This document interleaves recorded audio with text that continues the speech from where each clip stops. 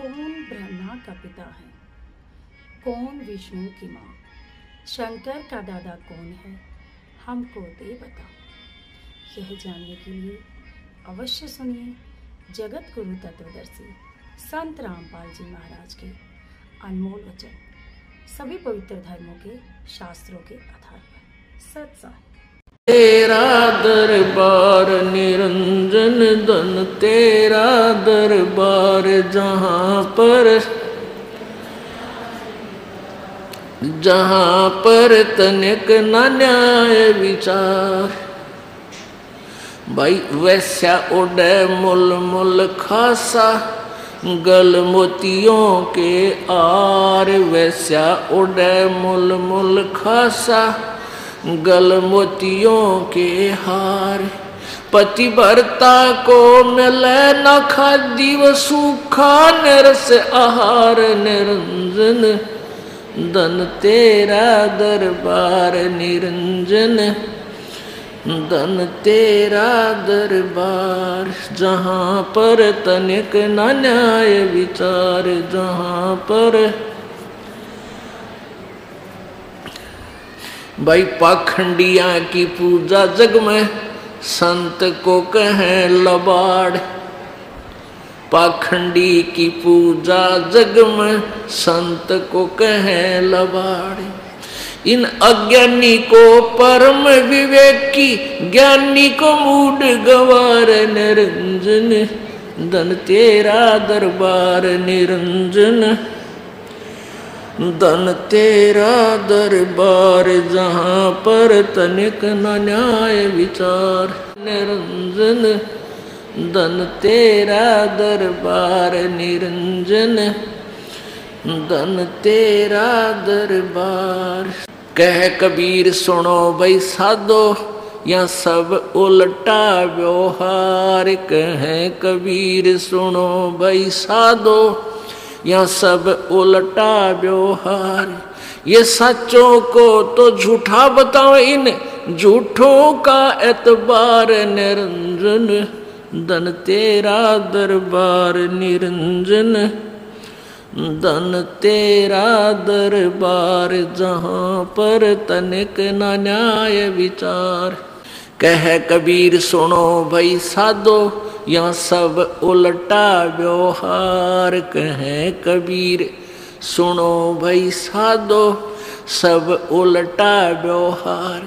सच्चों को तो ये झूठा बतावे, इन झूठों का एतबार। निरंजन धन तेरा दरबार निरंजन धन तेरा दरबार। जहाँ पर तनिक न न्याय विचार। परमात्मा कहा करते थे, जब ही सतनाम हृदय धरो, बाई भयो पाप को नाश। जैसे चिंगारी अग्नि की, बाई पड़े पुराने घास। तो कबीर जी की इन बातों को ये नकली ऋषि महर्षि ने क्या करते, ये झूठा है कबीरता है। भाई पाप का नाश नहीं हो सकता, किसी ग्रंथ में नहीं लिखा है। मारा करते रुके व नकली। और परमात्मा ने क्या करते, देखो रे कि साथ जुल्म कर रखा है इस काल ने। परमेश्वर कबीर जी ने इस ज्योति निरंजन ब्रह्म के हृदय में अंतःकरण में ये पांचों वेद बाई फोर्स फीड किए थे कि यो फिर उसके फिर अपनी ही रिमोट से इसके द्वारा बाहर करवाए थे। इसने श्वासों द्वारा, जैसे किसी का उल्टी पड़ जा, उसका बस की ना होती, वो गिरेगा उल्टी, फिर कि उल्टी कोई गिर कर अजीब करे। तो ऐसे इसके अंदर से ये फिर बाहर निकलवाए थे समुद्र में। तो इसने क्या किया, एक दो चौथा पांचवा वेद था सूक्ष्म वेद, वो जला दिया, खत्म कर दिया, नाश कर दिया, दबा दिया। और ये चार वेद दे दिए, ये देने पड़े। ये चार वेद दे दिए। इसमें कबीर जी द्वारा अपनी महिमा पूरी फीड करवा रखी, ब्रह्म इसमें कर रखी है कि परमात्मा क्या करता है। इसलिए क्या था कि मेरी आत्मा ये गलती तो करगी और यू काल ही मिसगाइड करेगा, क्योंकि इसका स्वार्थ हो गया, मजबूरी होगी, कि कोई चीज तेरे का लोग ते निकल ना जाए, इसको ज्ञान नहीं होना चाहिए, ये मिसगाइड करेगा तो ये वेदों को सत्य मानेंगे। और वेदों को के अंदर इन्होंने अपनी महिमा परमात्मा ने खुद ही फीड कर रखा है, इसमें दे रखी है। तो ये वेद जो है ये गॉड गिवन है, उस परमेश्वर कबीर जी द्वारा इसके हृदय में, और फिर काल ने आगे ये वेद ज्यों के त्यों अपने पुत्र ब्रह्मा को दे रखे थे। और वेद ये कहते थे कि वेदों में ऐसा लिखा है, वेदों में ऐसा लिखा है, कहीं नहीं लिखा ऐसा कि अनेक परमात्मा हो, कहीं नहीं लिखा ऐसा कि परमात्मा प्रभु परमेश्वर पाप नाश करता है। और वेदों में स्पष्ट लिख रहा है, क्या हमने पढ़ा, आपने भी देखा। तो पहले यही कारण रहा कि हम अशिक्षित थे, हमारे पूर्वज, और ये नकली केवल एक संस्कृत भाषा जाने थे, इनको विद्वान कहा करते हैं। यजुर्वेद अध्याय नंबर 40 के श्लोक नंबर 10 में बताया, 10 से 13 में 2 बार लिखा है, चरणों ऊपर शीस रखो, कहूं जो कहनी हो।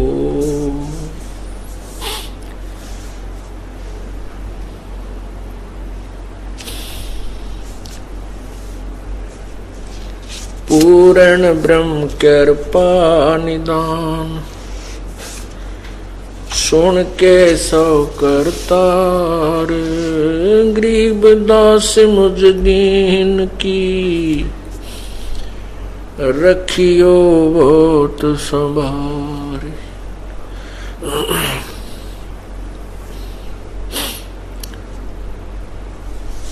जिन हर की चोरी करी,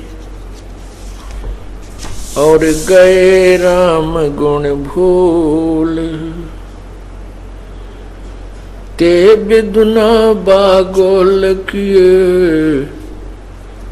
रहे उर्द मुख झूल।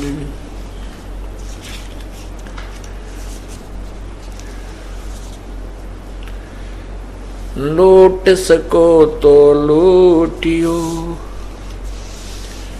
राम नाम की लूट, पीछे फिर पछताओगे, प्राण जहांगे छूट, नहीं भरोसा देही का, विनस जावे छिन माही, श्वास उश्वास में नाम जपो, और यतन कछु नाही, श्वास उश्वास में नाम जपो, व्यर्था श्वास मत खो, ना जाने इसी श्वास का, आवन हो कि न हो, वो पृथ्वी पति चकवे गए, जिनके चकर चलंत, रावण सरीखे कौन गिने, ऐसे गए अनंत।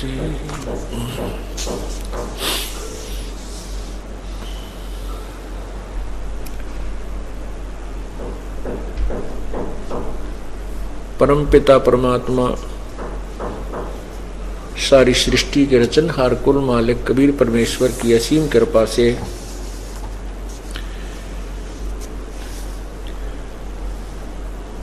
परमेश्वर की सत्य महिमा के यथार्थ महिमा का ये सत्संग प्रारंभ हो रहा है।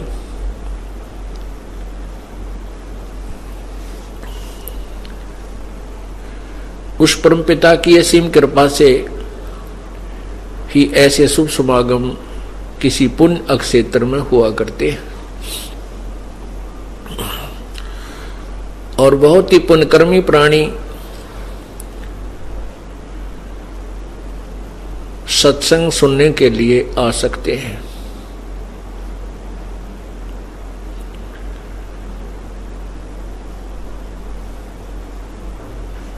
अब पुण्यात्माओं,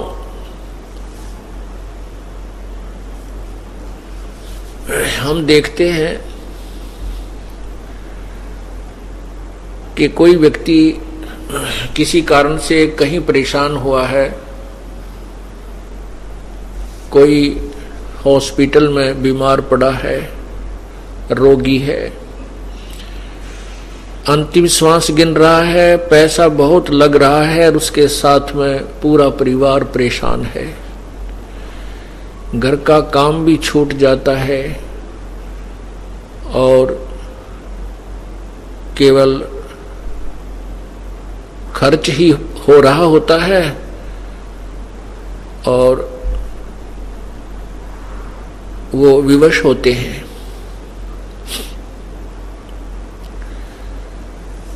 और जो पुण्यात्मा सत्संग में आते हैं,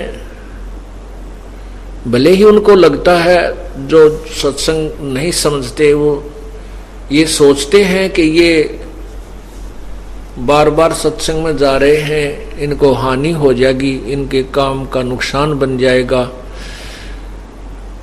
ये तो उन लोगों की सोच हो सकती है जो भक्ति से दूर हैं, जिनको ज्ञान नहीं है। उनके सोचने का सत्र इतना ही होता है। और जब आप सत्संग में आते हो, जो पुण्यात्मा सत्संग में आने लग जाते हैं, उनको फिर ज्ञान होता है। जैसा कि अभी आपको बताया कि हम सत्संग में, जो सत्संग में आते हैं, एक दिन 2 दिन अगर काम छूट भी जाता है तो परमात्मा हमारे साथ होता है। और हम सत्संग में ना आकर के अपने काम के ही चक्कर में और वहीं रहें और वो काम भी आनी हो जाए, हम क्या कर सकते हैं। एक भक्त बता रहा था कि मैंने ऐसे ही एक बार सोचा कि सत्संग में अब के नहीं जाऊंगा। मेरे को समय था, ऐसा नहीं था कि ना समय हो तो दूसरी बात, समय भी था, पर वैसे ही कमजोर संस्कार या प्रभु की लीला कि मैं सत्संग में नहीं आया और कुछ ऐसे ही अपने कार्यवश कहीं और चला गया, जिसकी जो आवश्यक भी नहीं था। फिर मैं शाम को आया तो मैं आया 1 घंटा हुआ था वापस आए को वहां से, तो भैंस ने एक बिजली का तार लगा रखा था, एक्स्ट्रा खंबा, वो पंखा ला रखा था। वो भैंस ने बिजली का तार काट लिया और मेरे देखते ही देखते वो भैंस मर गई, खत्म हो गई। 25,000 की भैंस मेरे सामने रहते रहते खत्म हो गई। अब वो पुण्यात्मा था, उसने क्या विचार किया कि मैं सत्संग में नहीं गया और मैंने ये सोचा था ये काम आज कर लूं, जबकि इस कार्य को मैं 2 दिन पीछे 6 दिन पीछे भी कर सकता था, जिसको मैंने उस सत्संग वाले दिन में करने गया। किसी व्यक्ति से पैसे लेने थे, वो पैसे भी ना मिले और श्याम ने वो 25,000 की भैंस मर गई, वो हानि होगी, मेरे सामने देखते ही देखते हानि होगी।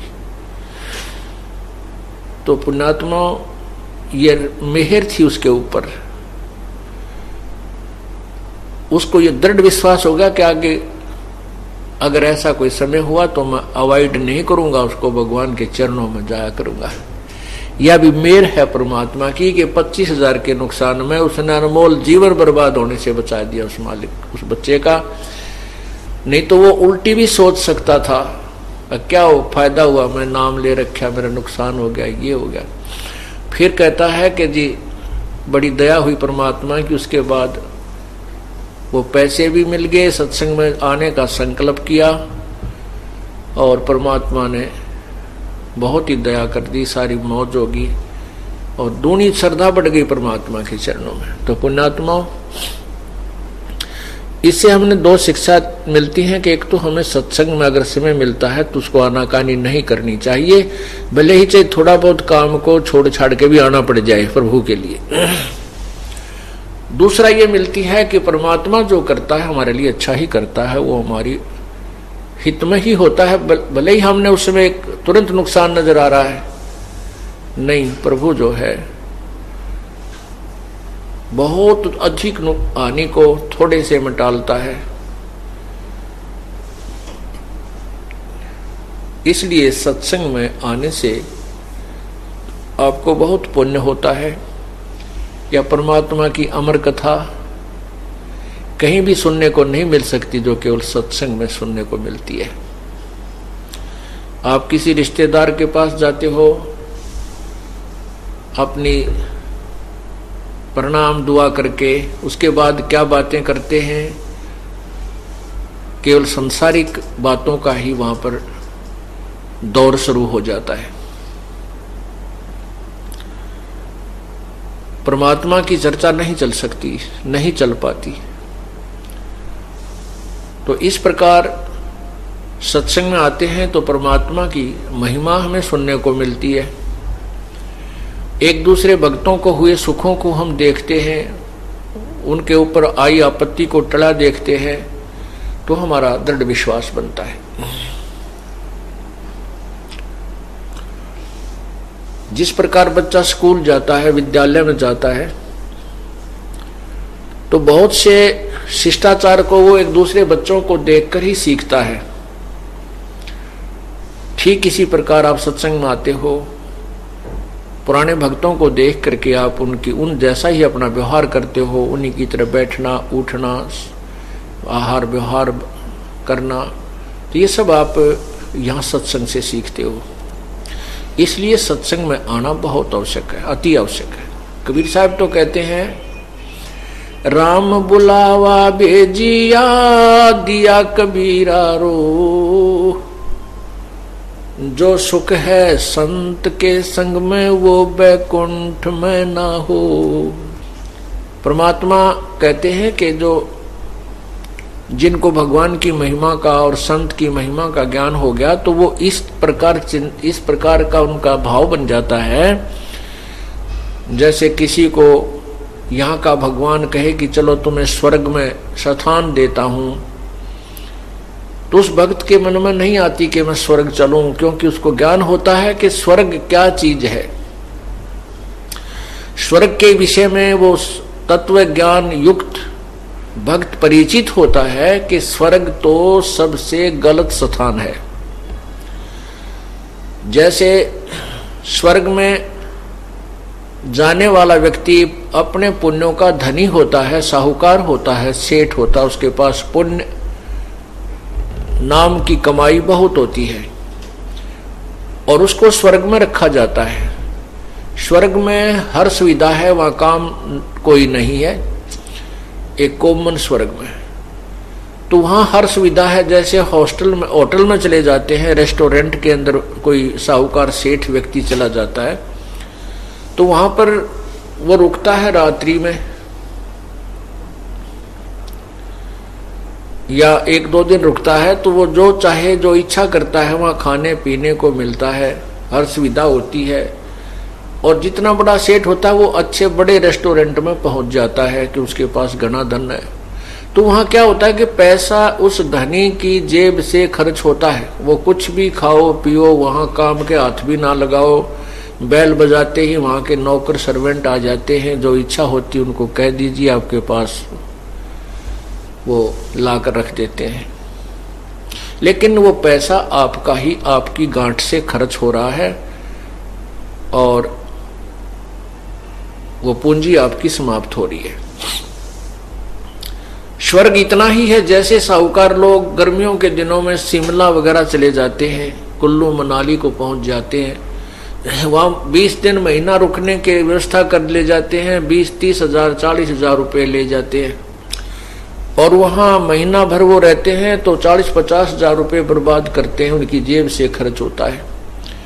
हाँ, वहाँ अपना मौज खूब है, उनको बढ़िया वातावरण होता है, बाहर घूमने की हिली स्टेशन होते हैं और होटल के अंदर जो मांगते हुए खाने को उनको उपलब्ध हो जाता है। लेकिन पैसे उसी के खर्च हो रहे हैं, वह गांठ खाली हो जाती है, जेब खाली हो जाती है उसकी।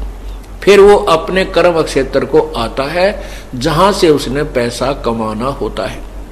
जहां उसकी नौकरी, बिजनेस, व्यापार जो भी है वहीं आता है। और फिर ऐसे ही पैसे इकट्ठे करे, कुछ पैसे बचते हैं उनको फिर अगले वर्ष कुल्लू मनाली चला जावे, और कभी ऐसा घाटा फट जावे और कुल्लू मनाली और शिमला जाने का ब्योंत भी ना हो तो वहीं गर्मी में मरो। तो इसी प्रकार ये स्वर्ग जो है ये ऐसा एक रेस्टोरेंट है। यहाँ जो पुण्य, दान, धर्म, मंत्र, जाप आदि करते हो उनकी कमाई को स्वर्ग में जाकर के आप व्यर्थ कर देते हो, और वहां जब वो आपकी पूंजी समाप्त हो जाती है तो आपको स्वर्ग रूपी होटल से बाय फोर्स निकाल दिया जाता है। जैसे यहां आपके श्वास पूरे होते ही आपको यहां से चलता कर दिया जाएगा। और इसी प्रकार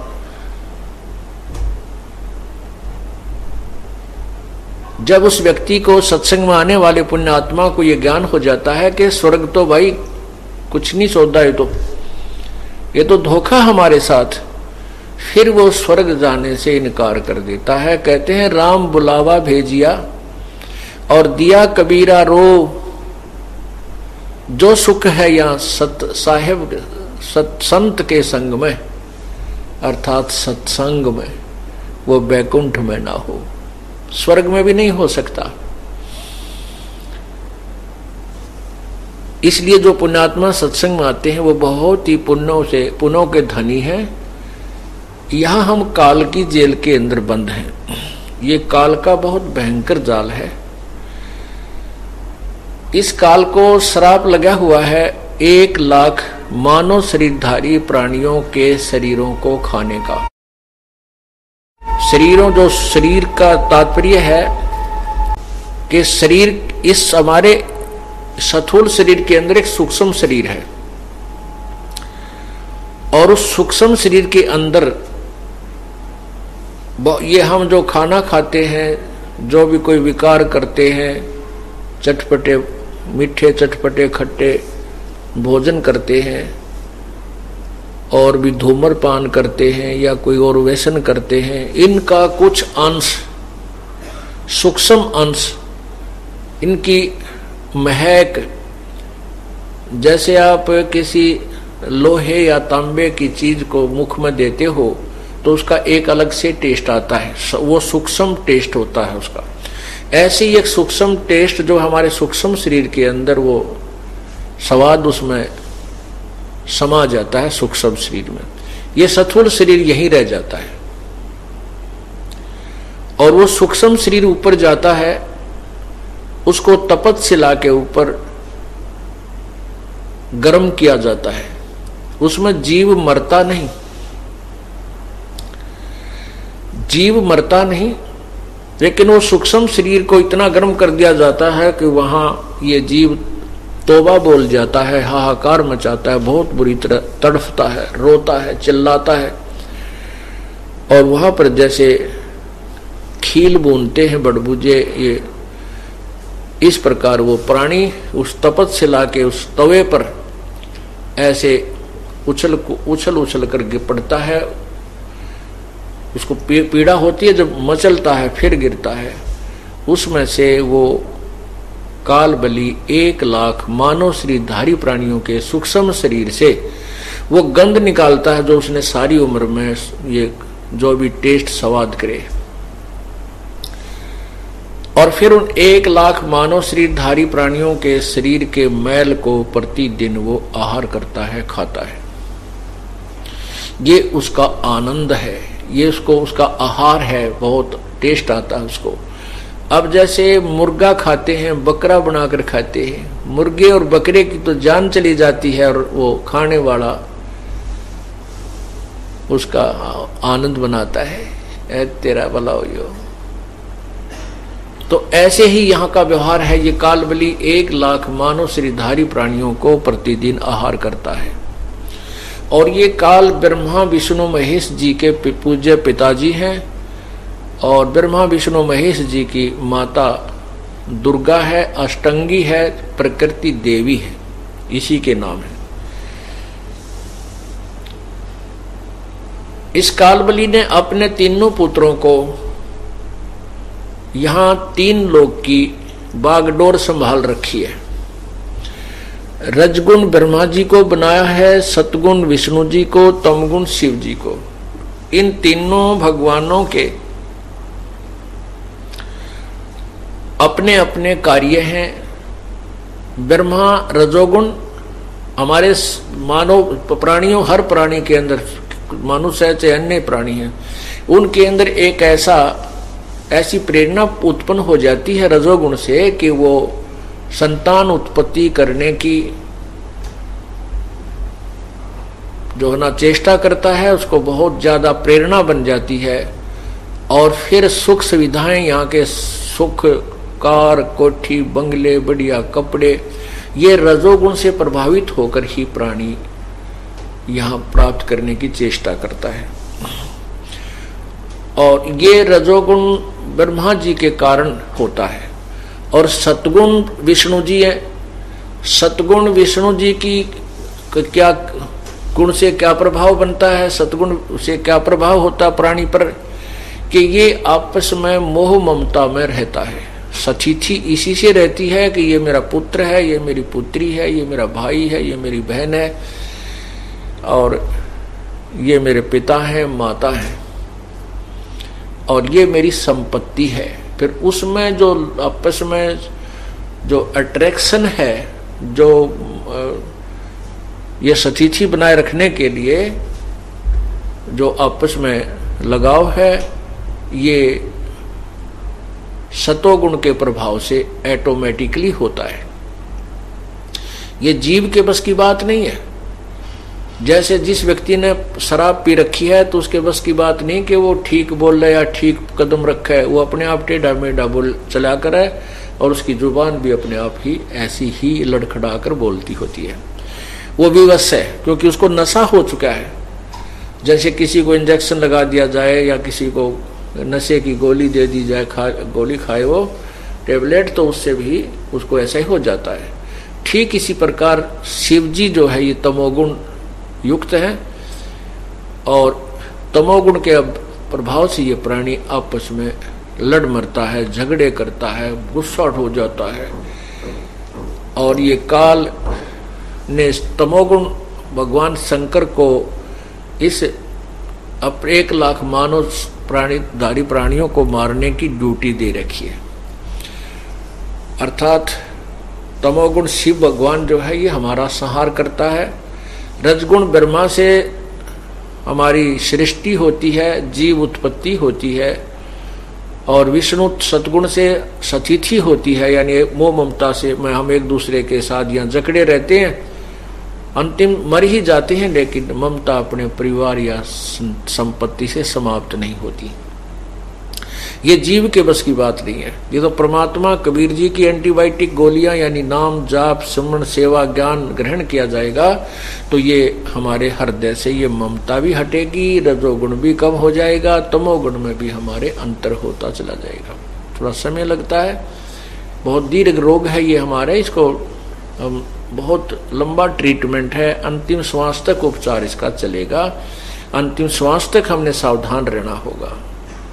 ये नहीं समझना कि हम जैसे 2-4 वर्ष भगत सत्संग में आने से, ज्ञान सुनने से वो ये सोच बैठे कि मैं बिल्कुल ओके हो गया हूँ, सत्संग में आने की आवश्यकता नहीं है। नहीं, सत्संग में आपने आखिरी दम तक ही, आखिरी सांस तक भी कोशिश हो तो आइएगा, भगवान दया करें तो अवश्य आते रहिएगा, क्योंकि सत्संग से ज्ञान होता है। और हम संसारिक लोगों के साथ रहते हैं, वहाँ हमारी अंतःकरण में कुछ अवश्य मैल लग जाता है। चाहे हम कितने ही अच्छे व्यक्तियों में रहें तो भी मैल हमारे अंतःकरण में लगेगा। जैसे कितना ही अच्छा बढ़िया कोठी बना रखी हो, चिप्स का उसके अंदर फर्श डाल रखा हो, दरवाजे खिड़की बंद कर दिए जाएं, और अंदर मेज 1 हफ्ते के बाद आकर खोलोगे तो मेज पर फिर भी बहुत जो है मैल जमा मिलता है। इसी प्रकार सत्संग में न आने से आपके अंतःकरण के अंदर मैल अवश्य लग जाता है, तो उसको साफ करने के लिए, पोछा मारने के लिए हमें सत्संग के वचनों की आवश्यकता पड़ती है। ये अवश्य लगाना चाहिए, अवश्य आना चाहिए। जैसे कपड़ा प्रतिदिन पहनने से मैला होता है तो फिर उसको डेली साबुन लगावे, साबुन पानी से धोए तो स्वच्छ हो जाता है। ठीक इसी प्रकार हमारे अंतःकरण में प्रतिदिन अवश्य कुछ ना कुछ मैल जमता है। तो हम प्रतिदिन धोते रहेंगे तो वो कपड़ा उज्जवल रहेगा, अर्थात हमारे अंतःकरण में चाह परमात्मा की बनी रहेगी। ऐसे जैसे ब्रह्मा विष्णु महेश जी के शरीर से, उनके अंदर से एक ऐसी रेज निकल रही है सूक्ष्म, उनके अंदर से ऐसी एक व्यवस्था है जैसे वो अपने लोक में रहते हुए भी प्रत्येक प्राणी को प्रभावित रखते हैं। भगवान ब्रह्मा जी, भगवान विष्णु, भगवान शिव जी का अलग से लोक है, वहां की राजधानियां हैं, वहां से बैठ करके इन तीन लोक के प्राणियों को व्यवस्थित रखते हैं। स्वर्ग लोक, ये पृथ्वी लोक और नीचे पाताल लोक। इन तीनों लोकों के प्राणियों को वो व्यवस्थित रखते हैं। सृष्टि, सचिति, संहार, ये एक एक गुण से अपनी क्रिया करते रहते हैं। कैसे होती है? जैसे एक कमरे के अंदर एक मकान में 3 कमरे हैं, एक रसोई बनी हुई है, भोजनालय, और भोजनालय के अंदर छौंक लगा दिया, मिर्ची डाल के। उन मिर्चों का जो सूक्ष्म प्रभाव है वो प्रत्येक कमरे में जाकर के प्रभावित कर रहा है और वहां बैठे व्यक्तियों को छींकें आ रही हैं।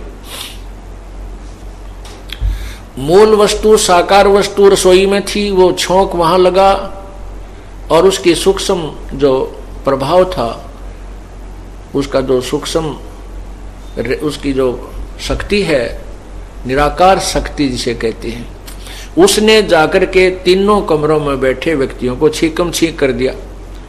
इसी प्रकार ये भगवान तीनों अपने ऊपर के लोकों में रहते हैं। उनके शरीर से निकल रही है सूक्ष्म प्रभाव प्रत्येक गुण का, ये हम सभी प्राणियों के ऊपर तीनों का ही इकट्ठा प्रभाव रहता है, और जिस कारण से हम यहां बंधे रहते हैं, उन्हीं से प्रभावित होकर के हम अपने कामों में व्यस्त रहते हैं, चिंता करते हैं कहीं ऐसा ना हो जाए, ऐसा ना हो जाए, और इन तीनों ने हमें बांध रखा है। यही पवित्र गीता जी अध्याय नंबर 14 के मंत्र 5 में कहा कि प्रकृति से उत्पन्न ये तीनों गुण, रजगुण ब्रह्मा, सतगुण विष्णु, तमगुण शिव जी, इस प्राणी को शरीर में कर्मों के आधार से शरीर में बांधे रखते हैं, ये मुक्त नहीं होने देते। इसके लिए हमने क्या करना है? सत्संग में आकर के परमात्मा के अमर वचनों पर हम बहुत ज्यादा इसको अमल करना है, इनके अनुसार हमने चलना है, तब हम इस संसारिक काम को करते हुए परमात्मा प्राप्ति कर सकेंगे।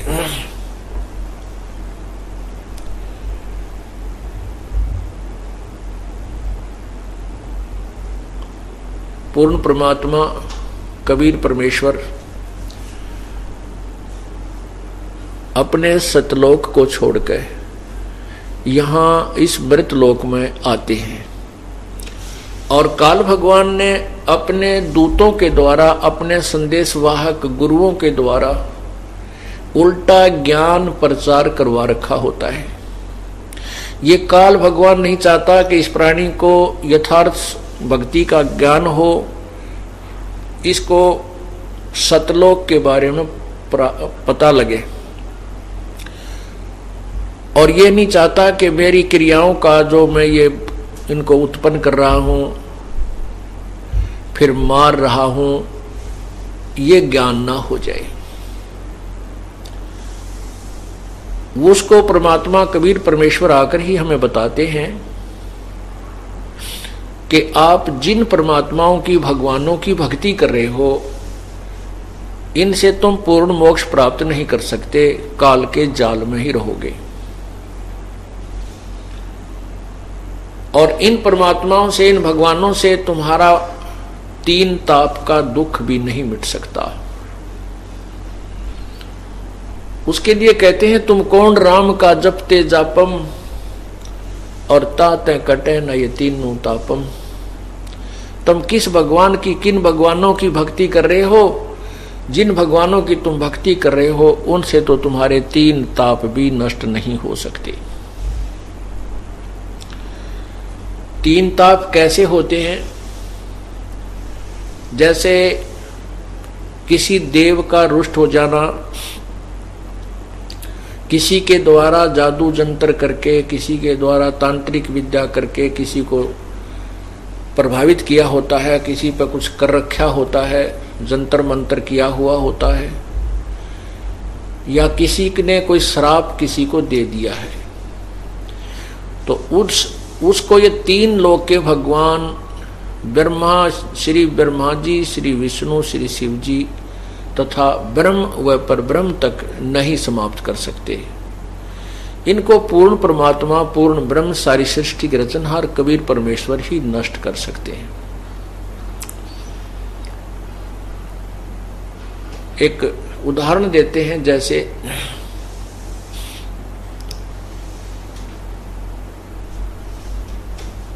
एक समय दुर्वासा जी ने यादव कुल को श्राप दे दिया कि तुम्हारा अंत होगा, तुम्हारा कुल नष्ट हो जाएगा। कैसे? दुर्वासा जी वैसे श्री कृष्ण जी के आध्यात्मिक गुरु थे। संदीपनी जी वो केवल अक्षर ज्ञान विद्या के गुरु थे। एक समय दुर्वासा जो संत ऋषि थे, द्वारिका नगरी के बाहर बनी में विराजमान हुए। बनी कहते हैं एक छोटा जंगल, छोटा वन, जो गांव के आसपास, पहले पुराने समय में बहुत ज्यादा जंगल होते थे आसपास, और उसके बाद फिर खेत होते थे। जंगल चारों तरफ आसपास छोटा सा जंगल होता था, उसको बनी बोलते थे, हुआ करता था। ये हमने भी देखा, हमारे ग्रामों के आसपास हुआ करता था। अब तो फ्लड के कारण नष्ट वष्ट हो गए, नहीं तो बहुत अच्छा चारों तरफ आधा किलोमीटर लगभग चारों तरफ बहुत अच्छा बनसा होता था, उसको बनी बोलते थे। उसके बाद खेत शुरू हो जाते थे जो उपज के लिए तैयार किए जाते थे। तो उस बनी में आकर के दुर्वासा जी बैठ गए। उधर से यादव लोग श्री कृष्ण जी की महिमा से बहुत ज्यादा प्रभावित थे। जैसे श्री कृष्ण जी ने कंस को मार दिया था और शिशुपाल को का जो है ना सुदर्शन चक्र से उसका सिर काट दिया था। जरासिंह को मार दिया था। काल्यावन को भी मुचकंद के द्वारा मरवा दिया था। और भी बहुत से ऐसी लीलाएं की, जैसे गोवर्धन पर्वत को भी उठा लिया था, उसको गिरिराज को उठा लिया था। तो इस कारण से यादव लोग जो भगवान श्री कृष्ण के वंशज थे, वो इतने अभिमानी हो गए कि हमारे साथ भगवान श्री कृष्ण जी हैं, हमारा कोई कुछ नहीं कर सकता, ये संत कुछ नहीं, ये भगवान है, श्री कृष्ण जी भगवान है और अन्य तो संत हैं। तो इसलिए उन्होंने आम साधु संत ऋषि का अनादर करना प्रारंभ कर दिया। उनके साथ ठीक व्यवहार नहीं करते थे। पुण्यात्माओं, ये जो सारी कहानी होती है, जैसे भगवान श्री कृष्ण जी ने जो जो भी लीलाएं की, ये इनके जीवन में पूर्व निर्धारित थी।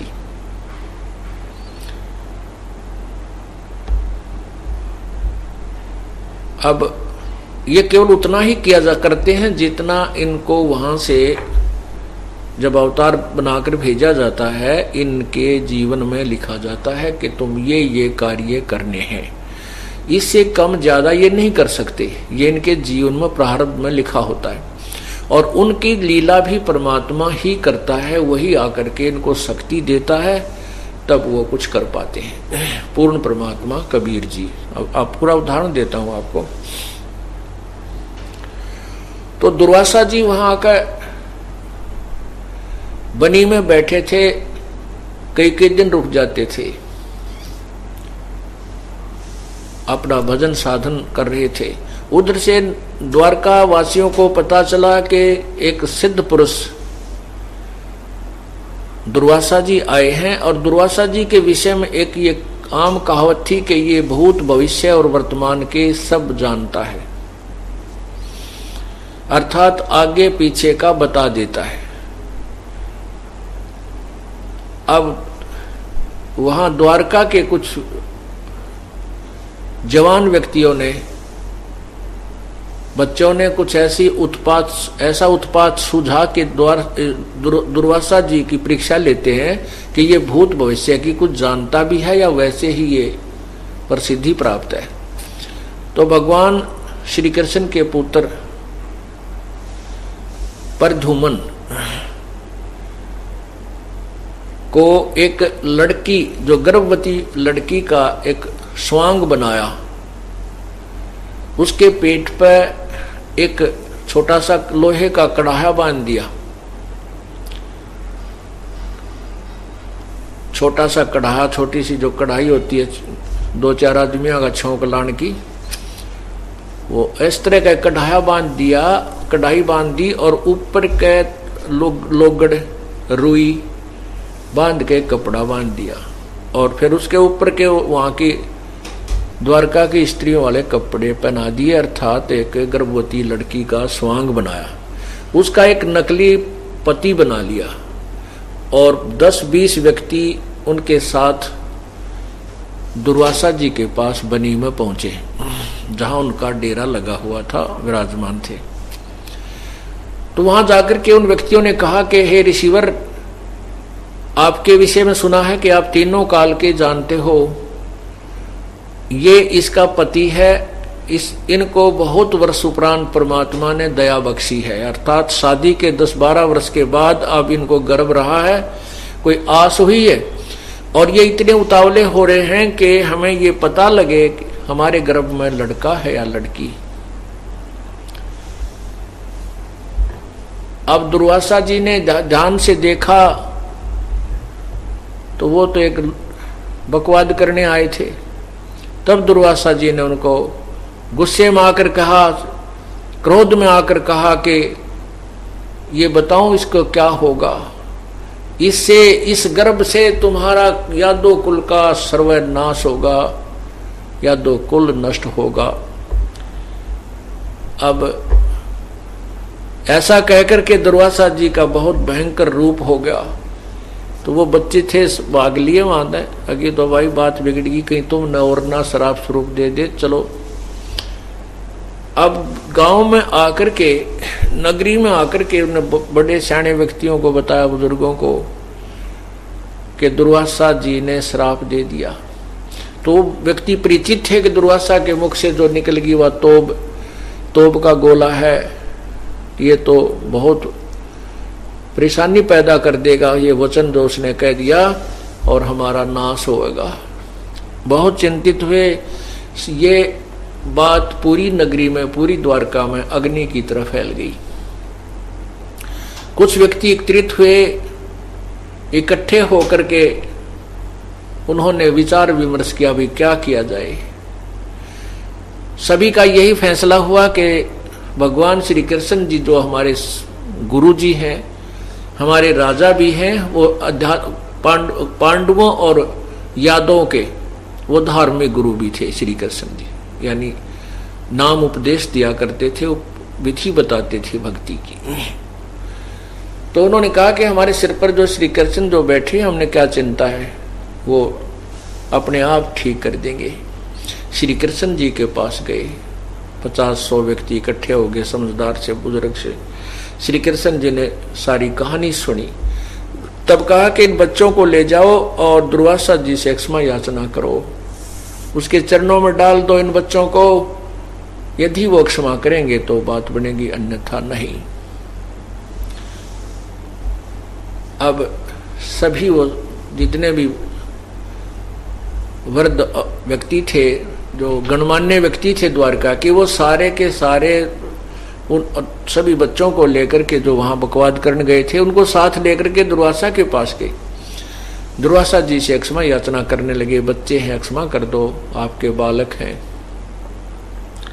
चरणों में डाल दिए, लेकिन दुर्वासा ने कहा कि मेरे मुख से जो वचन निकल गया ये वापस नहीं हो सकता, ये श्राप तुम्हें लगेगा ही लगेगा, तुम्हारा नाश होगा ही होगा। अब उन्हें बहुत याचना की, बहुत गिड़गिड़ाए, बच्चों ने भी अक्षमा याचना की, लेकिन दुर्वासा कहने लगा मैं विवश हूं, ये श्राप को मैं वापस नहीं ले सकता, ये मेरे ऊपर आ जाएगा। वो फिर दुखी होकर के श्री कृष्ण जी के पास आए। अब श्री कृष्ण जी ने देखा कि ये बहुत चिंतित हैं, तो उसने क्या बताया कि ऐसा काम करो, ना रहेगा बांस ना बजेगी बांसुरी।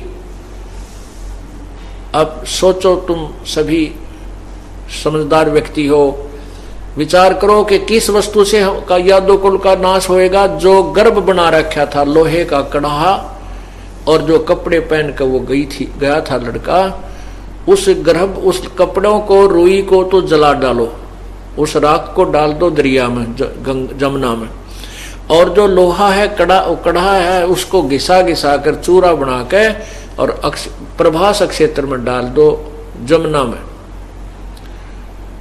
इस प्रकार जब कढ़ा नहीं रहेगा तो नाश किससे होगा हमारा।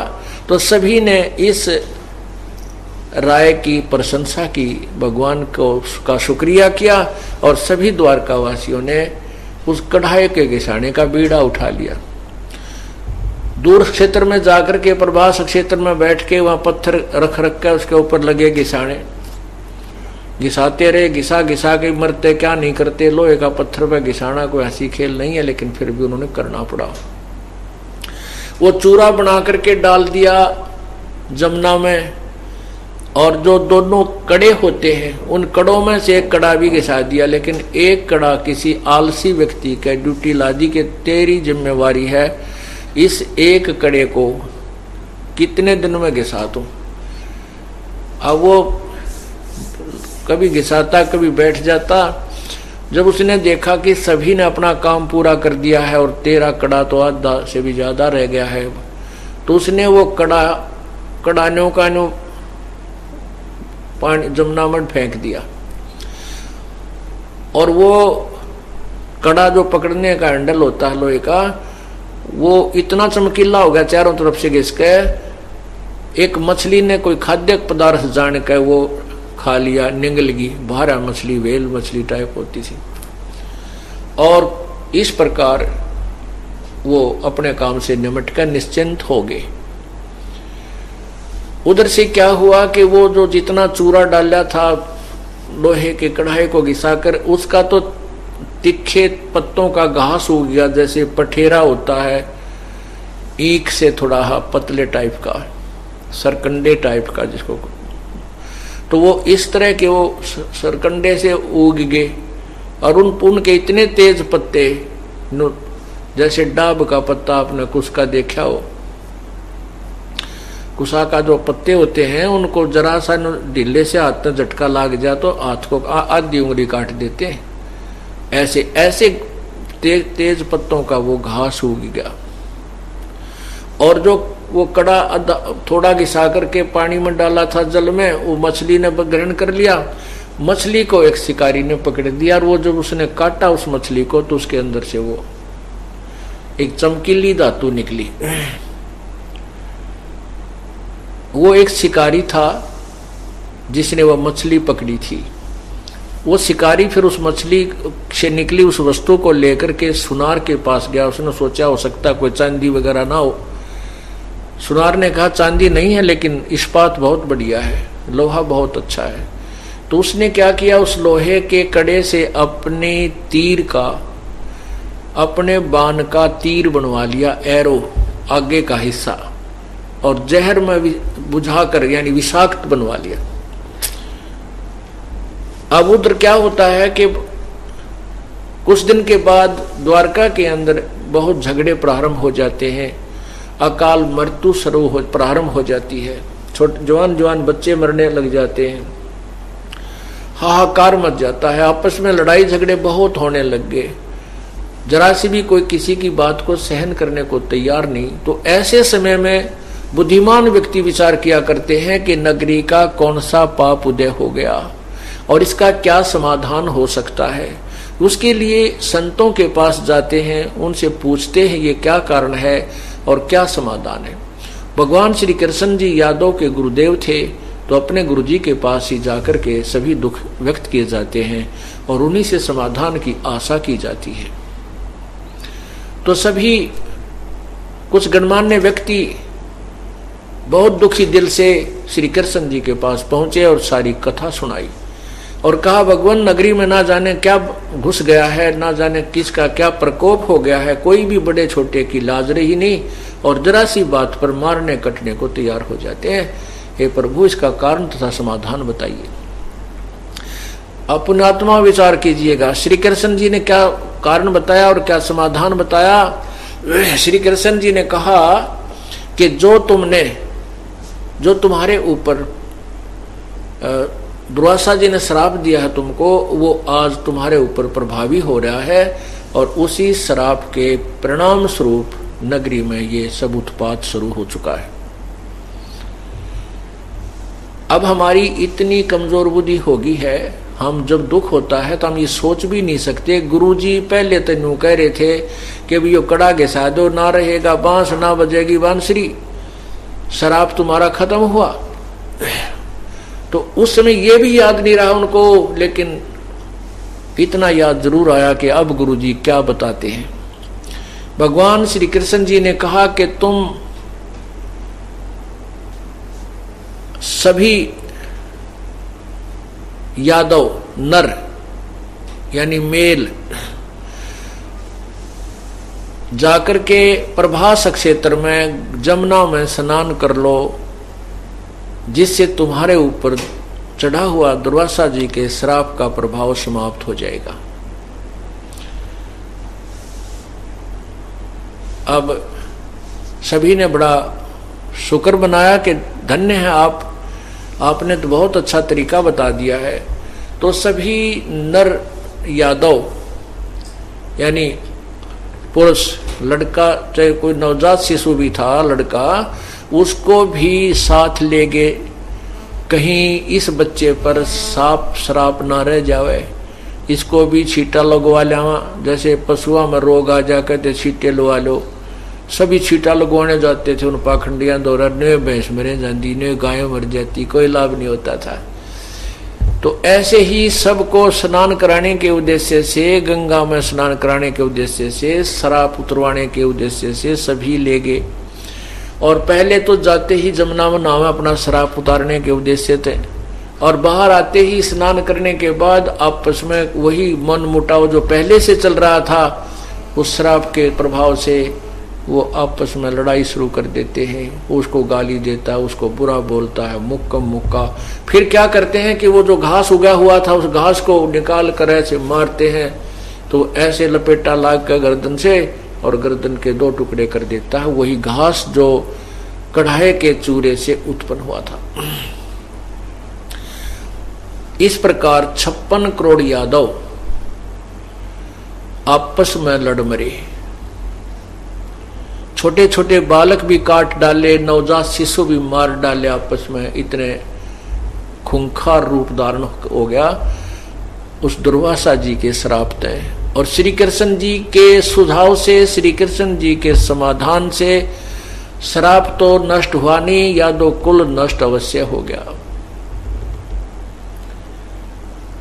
श्री विष्णु पुराण में यहां तक लिखा है कि श्री कृष्ण जी ने भी कुछ यादवों को अपने एक वहां लठ उठा लिया, जो शेष बच गए थे, ना मर पाए थे, श्री कृष्ण जी ने स्वयं मार डाले, पागल से हो गए। कहते हैं उसको पता ही नहीं क्या हो रहा है, ऐसा भयंकर रूप धारण कर लिया, श्री कृष्ण जी ने भी मार डाले। और स्वयं जब सभी नष्ट हो लिया, एक वृक्ष के नीचे जाकर लेट गई। वही शिकारी जिसने उस कढ़ाई के कड़े का, उस हैंडल का विषाक्त तीर बनवाया था, उसी तीर को लिए वो शिकारी घूम रहा है सारा दिन। दोपहर के 12-1 बज गया, उसको कोई भी शिकार नहीं मिला। अब वो बिल्कुल तत्पर लिए हुए अपने उस कि अब तो इसको प्रयोग करूंगा। अंत में जब कोई शिकार नहीं मिल रहा है तो उसने वही तीर तान लिया जो जहर से बुझा रखा था, और ऐसे देखता हुआ घूम रहा है। अब क्या देखता है कि जिस वृक्ष के नीचे श्री कृष्ण जी लेटे हुए थे, विश्राम कर रहे थे, उस वृक्ष की जुर्मट यानी उसकी टहनियां नीचे को इतनी झुकी हुई थी कि जमीन को छू रही थी। एक तरफ से उसमें प्रवेश करने का रास्ता था। बहुत गहन छाया थी।